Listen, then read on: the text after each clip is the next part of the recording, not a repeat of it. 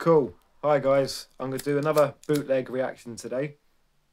But this time I'm going to mix it up a little bit. I'm going to be reacting to one of my own songs. This is a song called Guardian, one of my first bands, The Last Legion, and arguably one of my most successful bands. This song in particular is probably my favourite song that I wrote with this band. Whilst we was touring this EP, it was decided that I should leave the band. So I had to finish the tour full well knowing that I was being booted out. So I lost my enthusiasm, started drinking more and whatnot, you know, like the rest is history. This is why I'm making more content now, because I've been sober 6 months. Some of my best memories were in this band and I've been chasing that since. Now I'm going solo, I'm looking to do more stuff for myself. So which leaves more space for me to talk about these things. So this song was going to be our next release. Again, my favourite song from the EP.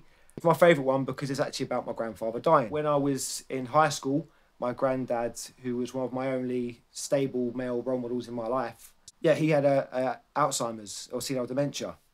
And throughout high school, I was having to take time sort of like to go help support my family, look after him, because he was the Papa Bear. He was, you know, he looked after us, we got to look after him. And it was a slow process. It was, I think it took like 6 to 8 years for him to finally, his body to finally shut down. His mind had completely given up before he had, which is a testament to him as a person, you know.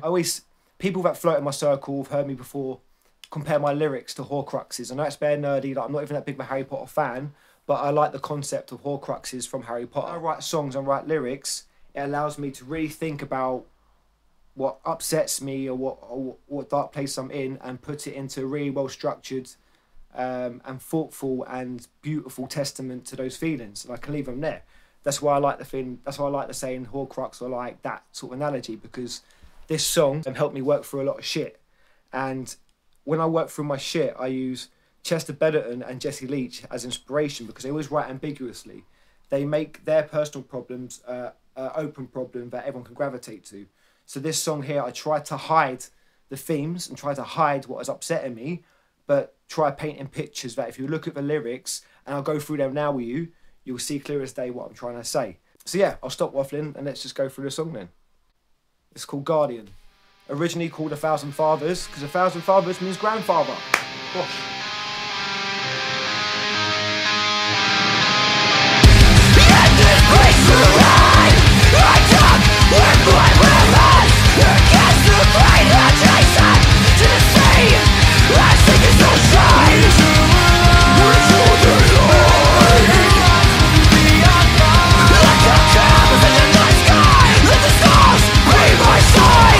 Song, I tried to paint a picture through my grief process, and I tried to paint some imagery for you guys. So the first verse is me in my happy place, which is Canberra Sands. The sands and stuff there, like they're my happy places. Like I'm a very sensual person. I'm quite easy to please. I just like things that are a bit different. And Alan Bay, the sands and stuff and that being different colours was cool to me. And Canberra Sands, the sand dunes, like I still love them today. Like it's just having that sand dunes and a Kit Kat calf, which made it my happy place. But anyway, the first set of lyrics. In this bleached terrain, I dug with my bare hands, against the grain adjacent to the sea and the sinking sunshine. We drew a line, let the horizon be our guide, and like a compass in the night sky, let the stars be my sign.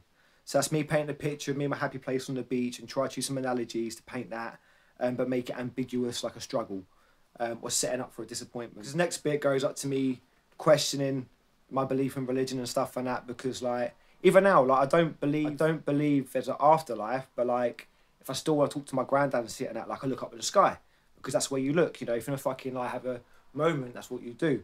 So this next bit is setting up for me questioning the sky, like looking up at that, like what the fuck's going on. So this is that.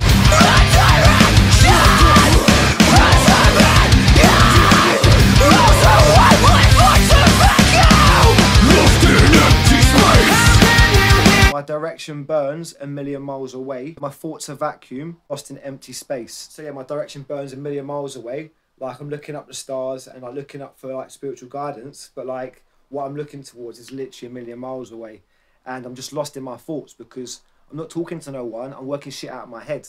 So my thoughts are like just lost in this vacuum inside my house, which is comparable to space. The next bit is me setting up my working class fucking like little gripes about being poor, because yeah, again, like the NHS is fucking wonderful and supported my granddad, and his carer Issa was an absolute fucking gangster, like supported my granddad to the end. So like we had support from our government, had support from from what's available to all of us as citizens, but like sometimes you feel like you can't be heard, you know.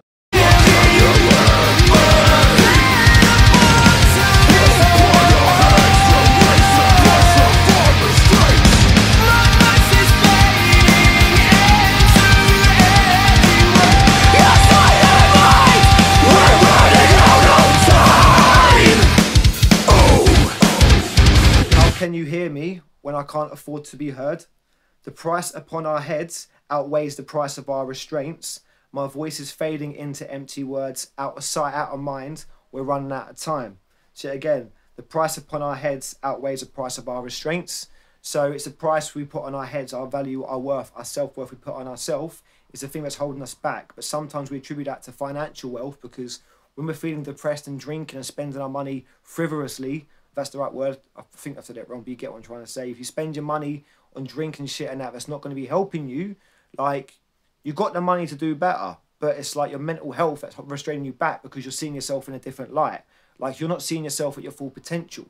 But if you stop those bad habits, those restraints, and stop blaming the government, like, you're going to have a better time with what you're doing. So I was trying to paint a picture of that duality there where, like, both sides are true. Like, when you're in a bad situation all the time, you get depressed and you hold yourself back because you've got nothing else to do. But like, it's that recognition in ourselves that like can help us move forward.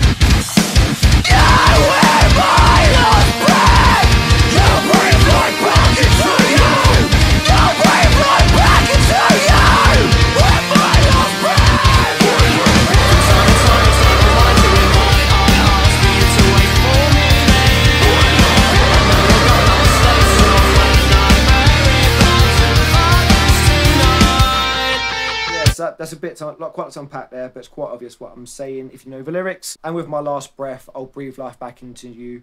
I'll breathe life back into you with my last breath. So it's like, if I could resuscitate you and bring you back to life to guide me, I would. But with my last breath, I'll breathe the words you taught me. So it's like, it's yet again, it's a duality. Like, I wish I could bring you back to life to be here to support me. Because to be fair, bruv, my life would have been like, it would have been nice to grow up with my granddad and see the man I become. Like, that would have meant a lot to me. But the only way I can have my grandfather being with me is if I behave like him and act as respectable of a man as he does. With my last breath, I'll breathe life back into you, so I'll become you. I'll take what you've taught me and try to be a better person. From time to time, if time were mine to invite, I ask for you to wait for me there. Now you're gone, I'll stay strong when I bury 1,000 fathers tonight. So again, it's about like the ruminating in your head, like from time to time, and you're like getting lost in your thoughts. So from time to time, if time were mine to invite, as if you're sending time a letter saying, look, can we have more time? Like, can we be there together? I'd ask you to wait for me there. So yet again, I'm asking my granddad to wait in this figurative space. Like, I'm holding on to him in my head. I'm holding on to his memory. Like, I'm trying to send him letters, like, you know, his thoughts that you can't ever get. And now you're gone, I'll stay strong when I bury 1,000 fathers tonight. And that's just a play on words, because 1,000 in the UK, 1,000 a grand, father, obviously a grandfather. So now you're gone, I'll stay strong when I bury a grandfather tonight, when I bury 1,000 fathers tonight. Chorus is me talking about his dementia. I resent the time it stole, empty vessel, tranquil soul. I shall cherish the tears we've spent because we are children of torment.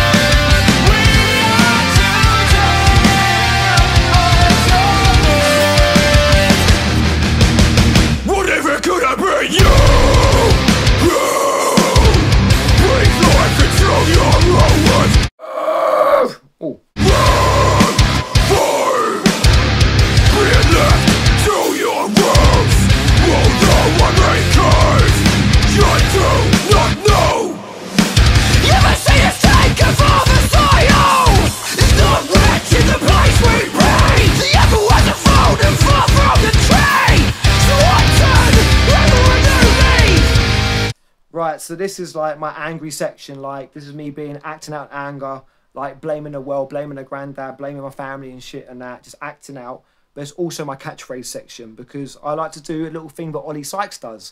And it's something Ollie Sykes has been doing for a very long time, which I noticed when I was like 17. A lot of really established vocalists who get the art of crafting, they take idioms, right, and they put them together. Ollie Sykes, you know, uses words like black and blue, walks at the door and that. He takes phrases that are all common, across common tongue in the UK that might filter across to America, and then uses idioms of theirs and puts them together to create a duality. So one of my first idioms I put together was in one of our old songs, all Last Legion's old songs, called Niagara. And the lyric was, even though I'm burning the candle at both ends, at least I'm providing a source of light. So yet again, two things we're common with and put them together in a new way. So if you want to get better at writing lyrics, yeah, don't try to be too smart. Just think of idioms, yeah? Think of a duality, think of a conflicting idiom and put them together and make them work. Job fucking done. Don't think too hard about it, man. Just think about your emotions and try to work out it as you're trying to say in a song, and then use references out there to help you. So this angry bit. What if it could have been you who breathed life into your own words, rather than being left to your roots? Although I'm anchored, I do not know if the seed has taken. For the soil is not rich in the place we breed. The apple hasn't fallen far from the tree, so why turn over a new leaf? So that's me at the end, like catching myself like, no, bruv, man, like, you know, your granddad's raised you, he's like, you're like him, the apple hasn't fallen far from the tree, so why turn over that new leaf? Yet again, playing with idioms, catchphrases. Why I've got to change who I am? Because I am who I am through his development, innit? Trying to make you guys picture like a family tree, like a deep-rooted family tree, which is shaken to its core. And what if it could have been you who breathed life into your own words, rather than being left to your roots, rather than being left to us, the guys next in the family tree? Although I'm not anchored, I do not know if the seed is taken, for the soil is not rich in the place we breed. I was only a young man when I wrote this. So although I was anchored and determined where I was at life yet, I was still like a youngling, like my roots hadn't really established yet. I didn't know who or what I was. And the soil is not rich in the place we breed. I've always made it common knowledge that I'm from a poor background, and I've got a big fucking family, like we're all fucking chavs and we all love each other and hate each other at the same time. Like, it's cool, I love it. Right, this next section is like the closer of the song, like the big uplifting bit. So it's me going through like, nah man, you can do this, and it's supposed to be a big uplifting bit for me. Not for you, for me. And hopefully that translates enough for it to be an uplifting moment for you. So I'll become a living out of fight to push your words up for generations to come.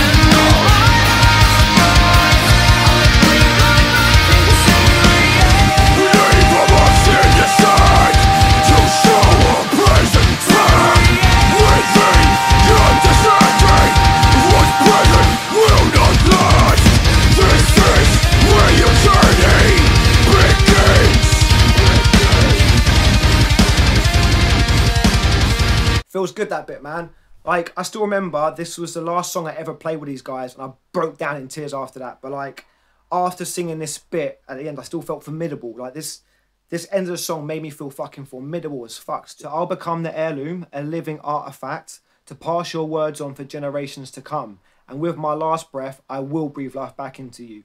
We leave our marks in the sand to show our present path, with the understanding of what's present will not last. This is where your journey begins. Nearly got choked up for a minute then, because like, it's taken me a long time to actually really stand by the song and make it a testament, because I didn't believe in it for a long time. Because after being booted out of the band, I spent the last like 7-8 years jumping from band to band. Even in my next band after this standalone, I actually recycled all the lyrics to try and give that song the justice I felt it deserved. The habit of recycling stuff, because I couldn't get past this part in my life, because it was such a big thing for me. You know, I had 3 labels fucking nipping at my feet. I had the world at my fucking, like, do you know what I mean? I was at the best time of my life, was touring with my fucking boys, like, everything I've been working towards to this point, you know.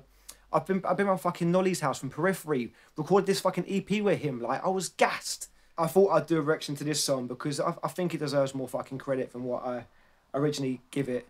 You know, I put a lot of thought into this, and I hope you guys have digged the breakdown stuff, so yeah, I'll put a link to this song and the lyrics and that below, and maybe a link to the song itself if you want to download it. But yeah, cool. I think that'll do. This is where your journey begins.